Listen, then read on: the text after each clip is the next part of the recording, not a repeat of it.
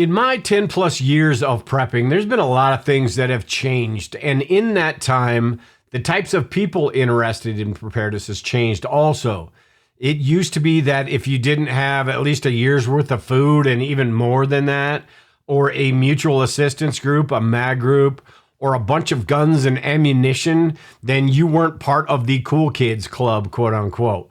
And while the differences between preppers and someone who is just prepared can be debated, and we're going to talk about that today, I think it's a good thing that more people are interested in preparedness, even if they're only tucking away a little bit here and there because they see the writing on the wall.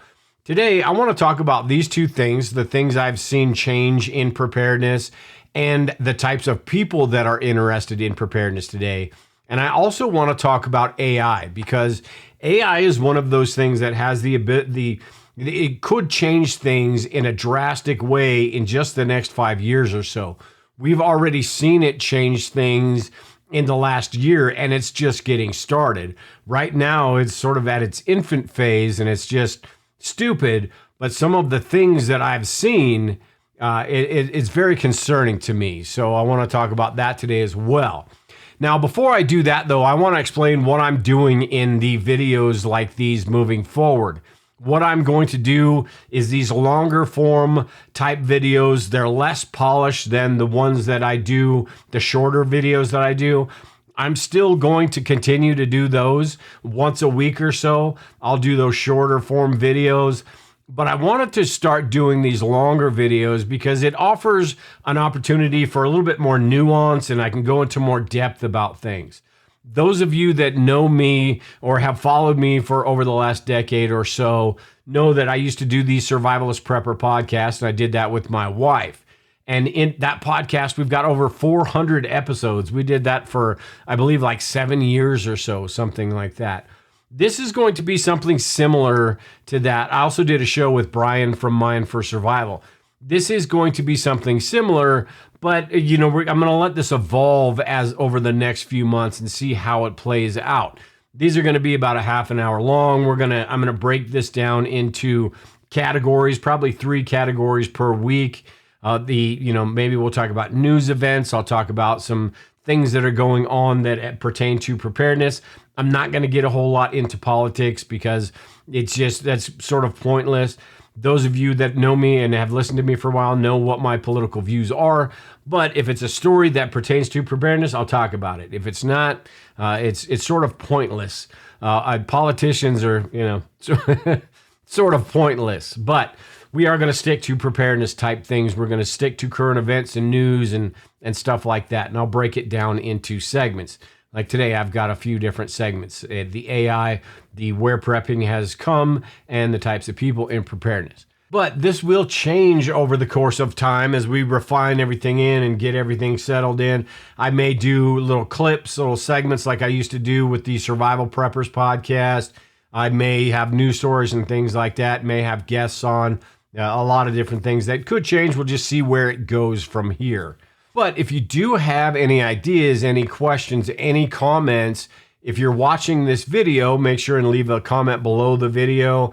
If I put out the audio version and you're listening to that, you can come over here onto YouTube, leave a question here. Just check out the comments and the questions, the interaction going on in this video as well. Or you can send me an email to dale@TheBugOutLocation.net. Let me know what you want to talk about. Let me know, what you think about all this and everything. But like I said, I'll be doing the short form videos the same as usual, the highly produced sort of videos, a lot of B-roll clips and things like that. And then I'll be doing these as well, where it's basically me turning on the microphone and talking for a little bit about different subjects that are sort of on my heart at the time and things that I'm concerned about or things that you're concerned about. And I want to, give you my thoughts on those. But with that, let's go ahead and start with AI and prepping. And if you were on YouTube and you watch videos, there's no doubt that you're just inundated with AI videos about prepping. And while right now it's more of a nuisance and it's not, you wouldn't think that something like that is dangerous, They absolutely could be, because the information in those videos is all just regurgitated, and it's made up by algorithms and people that really, they don't know a whole lot about preparedness and could care less how prepared you are. They just want you to watch their video. They just want to get views and they want to get money. That's what's dangerous about these. They could be giving out the wrong information because they don't know what's right and what's wrong. And that's another reason why I wanted to do a podcast or a video like these long form videos, is because you get the idea about who I am. It's a real person talking to you, a person that is actually doing this stuff on a daily basis and has gone through some of the things and made some of the mistakes, and are sort of trying to help out with that. Those of you that have listened to my podcast from the beginning know that I started this as a journey. At the very beginning of my preparedness journey, I started this to sort of journal what I was going through. I didn't know what I was doing at that point, but I wanted to do a podcast and talk about it. And what that did was helped other people gravitate towards that. Is, this guy is not some sort of quote unquote expert that's telling me how to do this or telling me how to do that. He's actually going through this. Some of these videos today, they act like experts, and it's all algorithm. The fake voices are so real that you can't even tell. The scripts, the inflections, the dialogues, all that stuff, you can't even tell that for the most part, that it's AI. I can tell, a lot of you can probably tell, but some people, it's really concerning to me that if you listen to one of these videos, if you happen to watch one of these and you're like, oh, this is AI, this is crap. Read the comments. The comments are absolutely ridiculous. There are people that are bought in hook, line, and sinker with this, and are just, either they know and they don't care, or they have no idea that it's not a real person. If you're watching a video that has no face on it, that's why I use a lot of B-roll and I use a lot of clips over my video. But I try to show my face every once in a while so you can see that I'm not AI. I still get comments sometimes about me being AI. I think it's funny. But if you don't see their face at all, you can almost guarantee that it is an AI video, because that's just what YouTube is inundated with these days. At this point, it's not a huge deal. With audio, it's harder to do with audio, because doing a podcast or something like this where I'm talking and making mistakes, and sometimes I say words wrong, and sometimes it's just complete gibberish, but it's a real person. And I think that's going to be something that's going to be missing in the future, or people are going to be looking for, because it's all going to be AI generated nonsense and BS. Right now, it's not that big a deal. But when you think about what I was talking about with the comments, the reason I'm talking about this, when you think about the people in the comment sections of these videos acting like this is real, or not caring if it's real or not, it's people are already sheep. People already follow along with what the mainstream media narrative is. They follow along with what they're supposed to do. And with AI, it's only going to get worse with all of these things. AI is basically programmed so it gives you the response that it is programmed to give you. And granted, they say how it's learning and all this and all that, and it's all BS at this point. Maybe it will be in 5 years, but at this point, to me, it's no better than a glorified search engine on steroids. What it does is takes all the information on the internet and then spews it out to you. The reason that's biased is because most of the mainstream media and the news outlets are biased. So that information that they're getting from Reddit and things like that is going to be biased. And therefore, it's going to spew it out to these people that just buy into it hook, line, and sinker.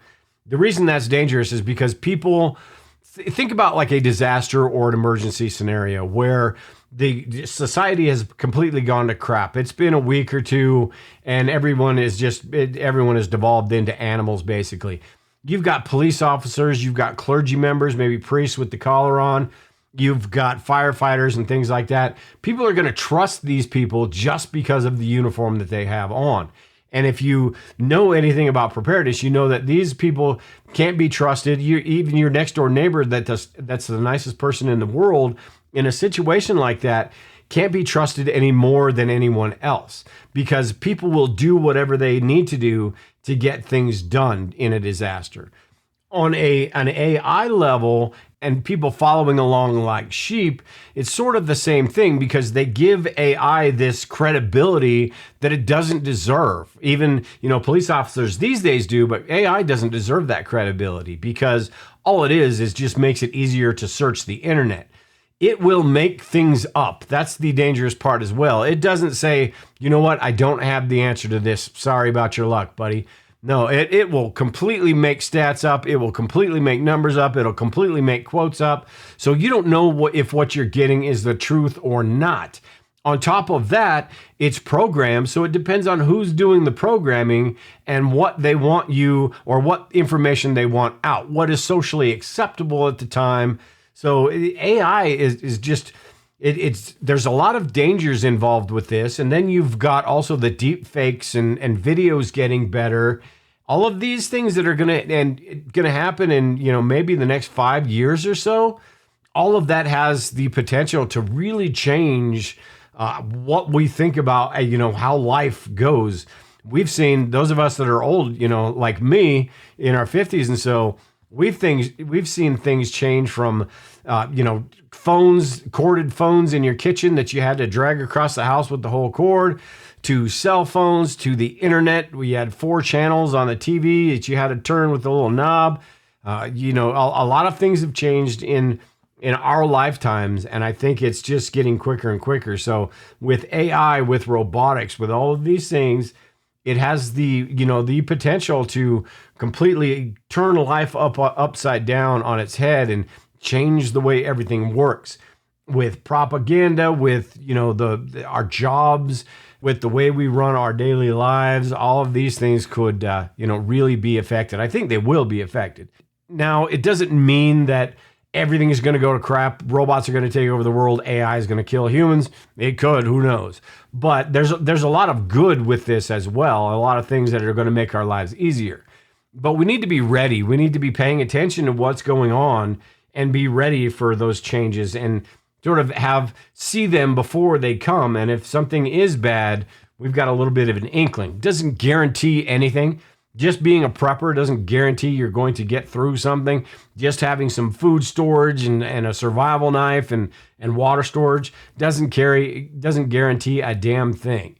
But it does increase your odds a little bit, and it makes you a little bit more ready to react to different situations, different disasters, and that's sort of the same thing with AI. So AI right now, it's sort of a nuisance and sort of interesting, sort of fun on a personal, on an individual level, a civilian level. But I guarantee you behind the scenes, things are getting done, things are getting talked about where this is going to be one of those tools that could be abused, just like a lot of these other things, the Patriot Act and things like that.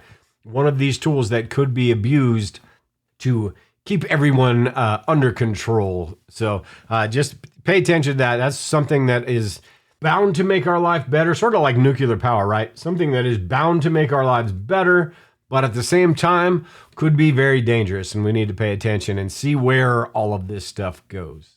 And before we get into the different types of people that are interested in preparedness, I wanted to mention that I've got the bug out location. I mentioned that earlier, TheBugOutLocation.net. And if you are just getting interested in preparedness, and this isn't one of those, doom merchant type things I was talking about earlier, this is actually really helpful, and it is low cost enough that if you want to get in there, it's got a bunch of videos about how to start food storage and water storage and things like that. Just general preparedness. It'll give you an idea about which direction to go.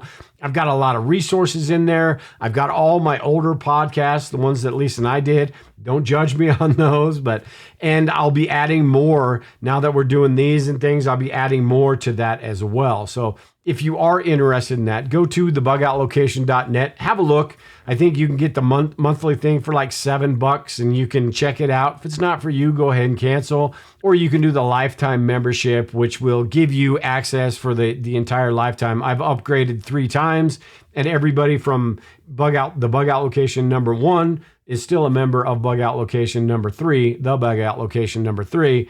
So when I upgrade or do that, you'll still be a member then as well. But go to TheBugOutLocation.net and have a look at that. If you are interested in survival food, those food storage buckets, I also sell legacy food storage products over at My Survival Foods. And I don't recommend that, and I'll probably do a podcast on this later on. I don't recommend that everybody just have 100%, these food storage buckets, but I do think they do have their place in preparedness, especially if you live in an apartment or a smaller space where you need to store as much food as possible in a closet or somewhere like that. You can go to mysurvivalfoods.com. You can get a hold of me at dale@TheBugOutLocation.net. Ask me questions if you want, if you are interested in something like that, or even the water storage buckets. Those are pretty popular, the water storage containers. But you can ask me questions about how much food storage do you need. I'll answer all your questions, and you don't even have to buy anything if you don't want. I would be leery about some other companies. I'm not going to go into I'm not going to say any names right now, but maybe I will later. But I'd be leery about some of the other companies. I do like Legacy Foods because they are the best bang for your buck when it comes to calories per calorie, dollars per calorie. You're getting the best bang for your buck. All of these survival foods, not the best tasting in the world. All of them have a lot of preservatives, but I think Legacy Foods is one of the better ones. And the people who run Legacy Food Storage are actually preppers too as well. So if you are interested in that, we've got TheBugOutLocation.net, and we've also got MySurvivalFoods.com, and those links will be in the description below. All right, so next I want to talk about how preparedness has changed over the years. Since I started this 13, 14 years ago, I started my preparedness journey, and I started the podcast right around the same time, how things have changed and what I've seen in that time. For those of you that have been following me for a long time now, you've probably heard the story, but I'm going to go over how I got into preparedness real quick, do the abridged version of this, and then talk about how I've seen things change over the years. I first got into preparedness about 14 years ago, and basically I was interested in things that people in preparedness are interested in. I was sort of the survivalist, right?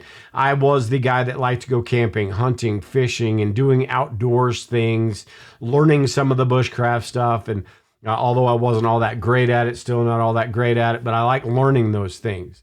And then I met my wife, and we lived sort of in a rural area, or semi-rural, and she was more of the prepper side of things. She was the one doing things like the food storage or water storage and the things around the house just in case something happened.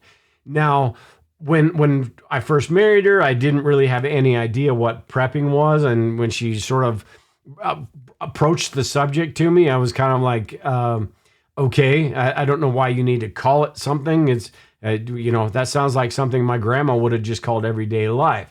But I wasn't against the idea. She did what she did, I did what I did, and I saw where it sort of made sense, and so it wasn't something I just thought was just absolutely crazy and ridiculous. A little while later, there was a winter snowstorm, and I had my little Hyundai at the time, and got stuck a couple hours away from my house and had to hoof it there. And in that time that it takes you to hoof it in the freezing cold and snow, you have a little bit of time to think about things. And in that time frame, I was thinking about the preparedness thing and what I would do if I was further away than a couple hours. The kids were at home by themselves, the electricity was out, and things like that. All those things that start going through your brain, started thinking about those, and in the process started thinking about how preparedness really did make sense, and how my wife was really right about the whole subject. And at that point, once I got home and we talked about things, we decided that we'd start a podcast. And in that podcast, I was no professional prepper or anything like that. The whole podcast, if you go back to listen to the first episode, and I have all the episodes over at TheBugOutLocation.net, but if you go back to that website, I've got all the way back to the first episode. And those first few episodes, you'll see that it was sort of chronicling my journey in preparedness from starting out from zero till basically where I'm here right now, where I sort of understand everything. I've got all the answers. I know a lot of the things about this. I don't have all the answers. I don't have all the supplies that I need, and I'm not certainly not 100% prepared. I don't think anybody can be 100% prepared, regardless if you have the Mark Zuckerberg doomsday bunker in Hawaii or what. Nobody can be 100% prepared. But I've learned a lot of things, and I understand where to look, and I understand what questions to ask in these years, and I understand I've made a lot of mistakes basically, and I understand, for the most part, what I'm doing now and which directions that I want to go, and which directions I should go and which directions I want to go. At any rate, a lot has changed since then, and one of those is me, and you sort of grow in preparedness, and you sort of learn in preparedness and refine what it is you want to do, your individual preparedness plan. A couple other things that have changed in preparedness is the supplies themselves, and the main one I think of here is the batteries. Back when I first started, back in my day, back when I first started, you had the Jack Spirko podcast, and you had Rob Hannes, who did the Preparedness podcast, and a couple of other ones as well. You had a couple of websites, but nothing like you have these days. If you wanted to build a battery bank, you had to use the deep cycle marine batteries, the lead acid batteries, things like that. Old clunky inverters and or really expensive inverters. The power stations were almost non-existent. I think Jackery was 10 or 15 years ago is when they came around. The ones before that were absolute junk. I had one. I can't even remember who made it, but it was absolute junk. It was basically a jump starter, and it lasted about a year. Nickel cadmium battery, just crap. But that's what the options were back then. These days, you have the Life PO4 batteries, which the prices on those, there's so many people in that niche, the battery niche, that the prices are coming down so much. You can get one for $100, $150. May not be the greatest battery in the world, but it's going to be better than one of those marine deep cycle batteries. They've got batteries that, are up to $1,000, which I think is too much. But the Life PO4 batteries and even the power stations, there are so many options these days, and it's so much better than even the lithium ion batteries because of the battery management system in these. You can keep them indoors. You can turn them on their sides. I mean, whatever you want to do. It doesn't have to be something you keep in the garage. It's not something you need to top off with water all the time. It's just a lot of different options for these. Power stations, even something that will power just about everything in your house, even those that are $400 or $500 maybe, are much better than the DIY battery banks you'd had to make in the past that would have costed you $1,000, maybe even $2,000. So there are just a lot more options these days when it comes to supplies and those things we can use in preparedness. LEDs and the different flashlights and different lanterns and things like that as well. The power it takes to run some of these different supplies and appliances is much less than it used to be also. Solar has come a long way, just a lot of things that it's a lot easier and a lot better these days. And there's also some junk out there too. So you do have to be careful because there are 100 different suppliers that are in the battery niche, but there are probably 75% of those are just absolute junk, and they're just trying to sell you something. And it doesn't matter if they can say it's got a 5-year warranty on it, and it doesn't matter if it lasts a year because they're not going to answer your phone call anyway. So you do have to be careful, but there are a lot more options these days. Also, there's a lot more options when it comes to information and getting information. Back in the day, I had a couple different podcasts.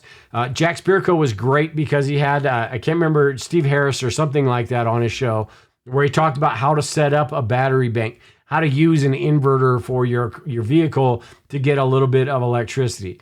And those were, it was a gold mine of information, but you had to be at the right place at the right time to take advantage of that stuff. And you had to, take notes and write that stuff down. These days, that information is all over the place. So all you have to do is search for a specific topic, and you're going to get the information from a number of different people, not just one or two people, on that subject. So you've got websites, you've got podcasts, you've got videos, and just so much information about preparedness or anything really that you're interested these days.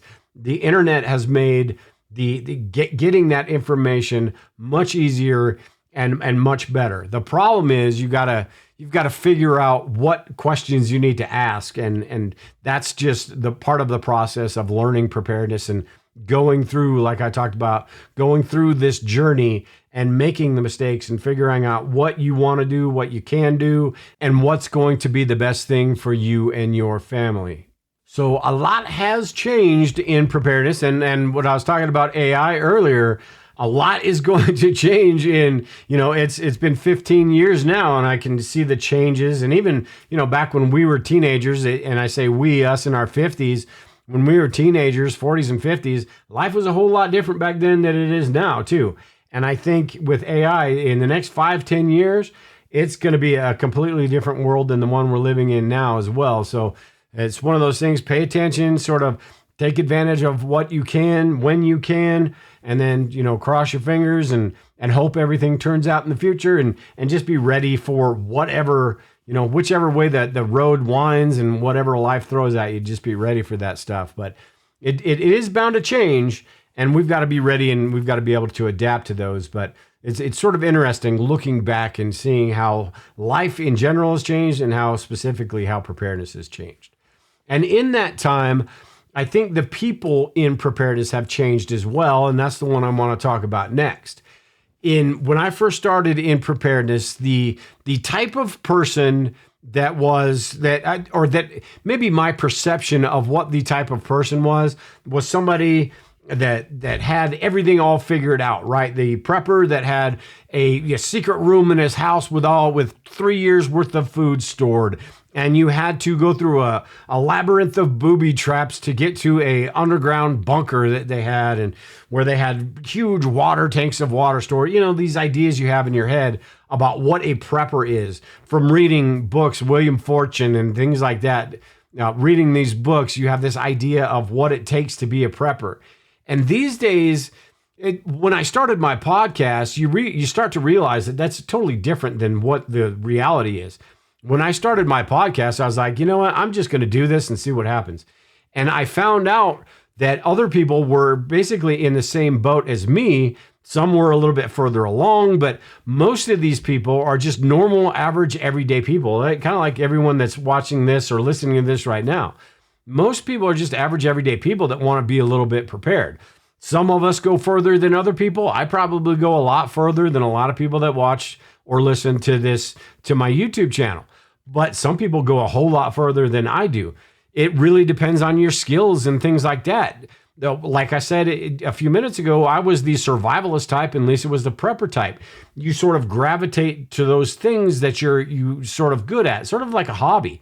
You don't want prepping to necessarily be a hobby in the long run, but you need to have those hobbies to make it interesting for you, to make sure there is a long run and you don't just, burn out and get sick of it and stop doing it. A lot of people do that. A majority of people probably do that. But most people in preparedness are just those people that want to protect their family. They want to make sure that they're ready, sort of like having a life insurance and making sure that you've got your bases covered if something does happen. The older you get, the more you think about those things. When you're young and you're invincible, not so much. You're not thinking about those things. You're thinking about going to parties. You're thinking about girls or boys or whatever it is. As you get older, you start to have a family. You start to raise children. That's when you start thinking about those things, and that's when this stuff becomes one of those things that you're like, maybe this kind of is important. Maybe I should look into this a little bit more. And then from that point, you decide where it goes. It doesn't mean that all people that are in preparedness have to go with the 2 years worth of food. You got to move out to a rural location and, do things exactly by the book like a real, quote unquote, real prepper would. Honestly, it doesn't really even matter if you call yourself a prepper or not. A lot of people choose not to even go by that label. The reason we use prepper is because it's a way to categorize things. So if you're looking for information about, different emergencies, food storage and things like that, if you didn't have the term prepper or survivalist or anything like that, you would probably, if you typed in food storage or emergency preparedness on the internet, you would probably get FEMA, the Red Cross, and all these different websites, and they wouldn't go into the detail that we as preppers do. I call prepping sort of like FEMA and the Red Cross on steroids. We take their little 3-day recommendation and we boost it up. We talk about more things than just having a go bag or a small first aid kit, things like that. We talk about this being prepared, actually prepared for when the Red Cross or the government or these other people aren't going to be able to get to you, and you are the only person responsible, the only person that's going to be able to save you and your family. That's what preparedness is. And that's what most people in this, that's the similarity most of us have. But besides that, everything is just so different. You've got demographics, you've got different races, different economic levels, different. I mean, people are just like everything in life. People are different and do things differently. But when it comes to the mainstream media, when it comes to the typical narrative of what prepping is, everyone gets lumped into this one thing, which makes people apprehensive about telling anybody that, hey, you know, I'm into preparedness, I'm into prepping, things like that. Because the second you say prepping, everybody's like, oh, you're one of those, huh? You're one of those. Okay, this conversation is over, or I'm going to act like I'm listening to you, but I'm going to go home and I'm going to talk to my husband or wife and tell them how batshit crazy you are. So, at any rate, there's people are just completely different when it comes to preparedness, and it didn't really. Maybe it used to be that way, but it wasn't as acceptable as it is these days. These days, you can debate whether it's, you know, what a prepper is and what somebody that's interested in preparedness is. Like I said, we're going to talk about that later, but it doesn't really matter. To me, I think it just matters that you are into preparedness. I do think if you've got 1 week worth of food and, you know, maybe a few gallons of water stored just in case something happens, the power goes out, I don't know that that's really a prepper. A prepper really does take it to that next level, that rather than just being prepared for a couple of days. A prepper, and honestly, you can call yourself what you want when you want. It doesn't really matter to me. I'm not one to say, oh, you're not a prepper, or you're not this or that, or you can't say you're just into preparedness because you've got everything that a prepper would have. I really don't care. It's just a way to categorize everything. But with prepping, I think there is a difference. If you are into preparedness and you want to make sure you're ready, that Red Cross level or maybe a little bit higher, then I'm not so sure that is quote unquote prepping. But that doesn't mean that just because you are to that prepping level that you have to label yourself a prepper either. A lot of different types of people, a lot of different things that are going on preparedness, and a lot of differences in how people want to prepare. Not everyone wants to prepare for a nuclear exchange or something like that. Some people just want to prepare. A month is long enough for them. They don't see anything happening that's going to go on for longer than a month, and they're fine with that. And that's okay too. I personally, my time frame is about a year or so, because I think if you've got enough stuff prepared for about a year or so, there's a lot of stuff in that time frame you're going to go through, and there's no guarantee that you're going to come out the other side anyway. And if you can get through that situation for a year, you're going to be, one of the very few people, and you are going to be better off for it because you're going to have learned all of those things. And it's going to be a situation where you're going to know how to garden. You're going to know how to, use different things and sort of rebuild, I suppose. So to me, it's something that lasts longer than a year.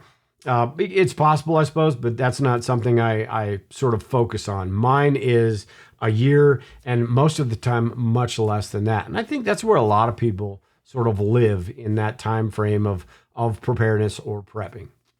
All right, so like I mentioned earlier, if you have any ideas about where you want this to go, or ideas what would make this really cool, like I said, it's going to sort of evolve over the next few months or so. I could, maybe I'll have some guests on, maybe I'll have some clips, some news clips, and screen share some websites and things like that. A lot of different things that I used to do, and I'll get back into those and do those. If you have any ideas for topics or things you want to talk about, things you want to learn about, things you just want to hear about, let me know in the comments below this video or send me an email to dale@survivalsprepper.net. I know Lisa and I used to do tinfoil hat time, which was one of our most popular segments, where we'd talk about randomly, just talk about any sort of off the wall Alex Jones type thing, even aliens and stuff like that. Just talk about some random subject, and that was always fun. Maybe I'll have her on every once in a while. I can't have her on every day because she's sort of busy, but have her on every once in a while to do that. But a lot of different things, and we're just going to play it by ear and see where everything goes. At any rate, like I said, if you have any questions, comments, or anything like that, make sure and leave them below. And with that, take care and prepare, everyone. We will talk to you next time.